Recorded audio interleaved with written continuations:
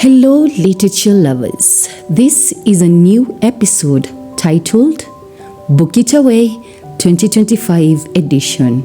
Hashtag Book It. This episode is entirely a book review showcasing the diversity of African storytelling.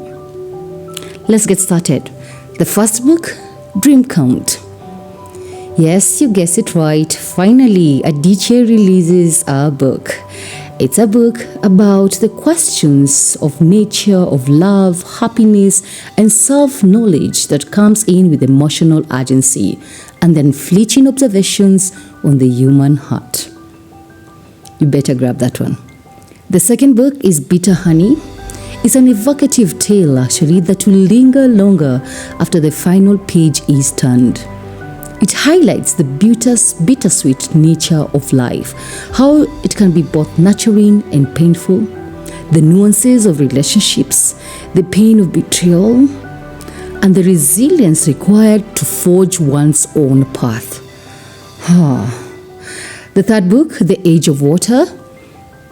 It is a story of a young woman brave enough, actually, to leave all she knows behind, and the way her fate transforms a family destined to stay together is suspenseful.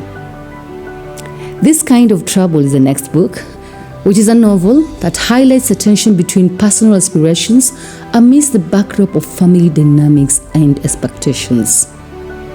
Kind of Trouble. A Season of Light, it's a novel as well that sheds light on the rise from personal identity crisis. Now, to my favorite book, The Dream Hotel. Imagine a world where the government could see your dreams. Who? Exactly.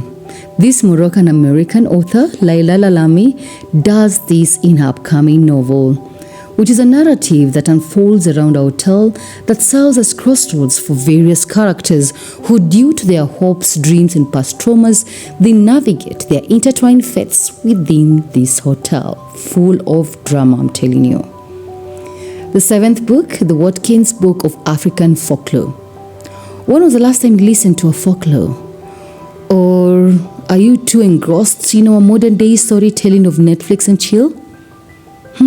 I'm guilty.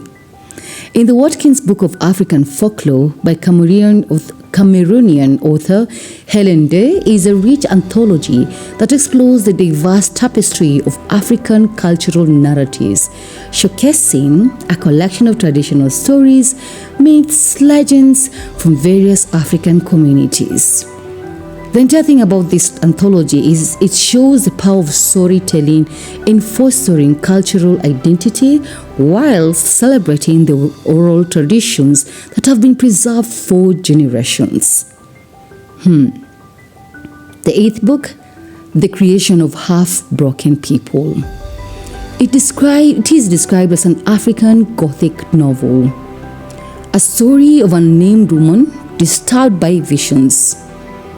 So it's where the past continues to haunt the present and the impact of colonialism, patriarchy, capitalism in a way that normalizes a certain kind of womanhood.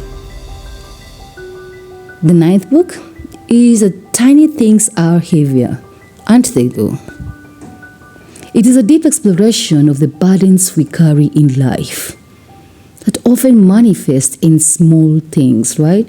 It delves into the emotional weight of everyday experiences, relationships, and societal expectations, showing how these tiny things can accumulate, impacting mental health and personal identity.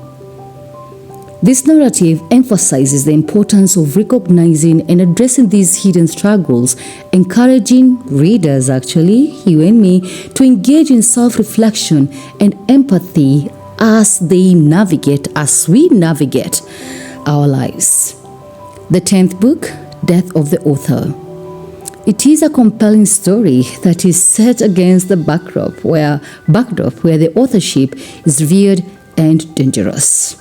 It follows a young girl whose life changes when she encounters a figure that claims to be the reincarnation of an influential writer.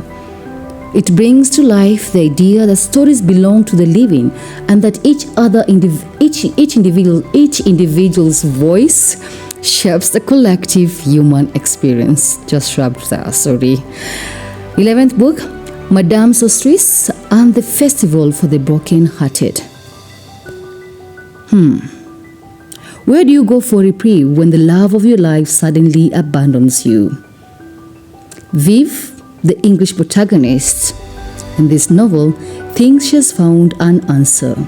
On the 20th anniversary of her first husband abandoning her, Viv decides to throw an unconventional party for abandoned lovers. It's an interesting tale, I'm telling you. The 12th one is The African Urban Echoes. It's an anthology of poems that presents a picture of cities as lives and lives as cities, compelling us to see both the defined and undefined beauties of African cities. This is a lovely one. And the last book, Can Feminism Be African? This book argues for a framework that is inclusive of African experiences and perspectives. The author, Salami, contends that Western feminist ideologies often overlook the unique cultural, social, and historical context of African women. Therefore, the book puts forward the need for feminism that is rooted in the values and struggle of African communities. Do you agree? Can feminism be African? That's all I have for you today. Kindly subscribe and share this podcast with your family and friends. Bye.